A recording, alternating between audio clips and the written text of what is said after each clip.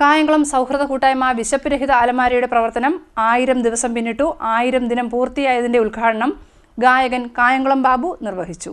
കായംകുളം സൗഹൃദ കൂട്ടായ്മ വിശപ്പ് രഹിത അലമാര 1000 ദിവസം പിന്നിട്ടു. ഓരോ ദിവസവും തെരുവിൽ അലയുന്നവർക്കും ആരോരുമില്ലാത്തവർക്കും ആശുപത്രിയിലെ കൂട്ടിരിപ്പുകാർക്കും വലിയ ആശ്വാസമാണ് ഭക്ഷണ അലമാര നൽകിക്കൊണ്ടിരിക്കുന്നത്. രാവിലെ ഏത്തക്ക ബൺ ഉൾപ്പെടെയുള്ളവയും ഉച്ചയ്ക്ക് പൊതിച്ചോറും ഉണ്ടാകും. കായംകുളം പട്ടിണിരഹിത കായംകുളമാക്കി മാറ്റുവാനാണ് തങ്ങളുടെ തീരുമാനമെന്ന് 1000 ദിവസമാകുമ്പോഴുള്ള പ്രവർത്തനത്തിന്റെ ഉദ്ഘാടനം നിർവഹിച്ച കായംകുളത്തിന്റെ കലാകാരനായ കായംകുളം ബാബു പറഞ്ഞു. ഞങ്ങളുടെ ഏറ്റവും വലിയ ആഗ്രഹം എന്ന് പറഞ്ഞു കഴിഞ്ഞാൽ വിശപ്പ് രഹിത കായംകുളം എന്ന പദ്ധതി നടപ്പിലാക്കുക എന്നുള്ളതാണ്.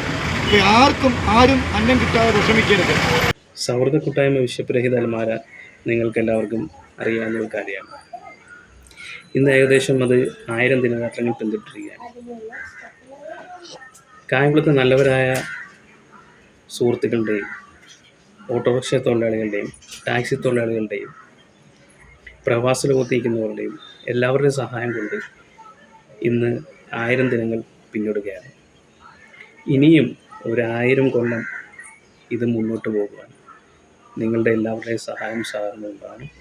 അതിനോടൊപ്പം തന്നെ കായംകുളം മുനിസിപ്പാലിറ്റി, കായംകുളത്തെ MLA എല്ലാവരുടെയും പിന്തുണയ്ക്ക് വളരെയേറെ നന്ദി അറിയിക്കുകയാണ്.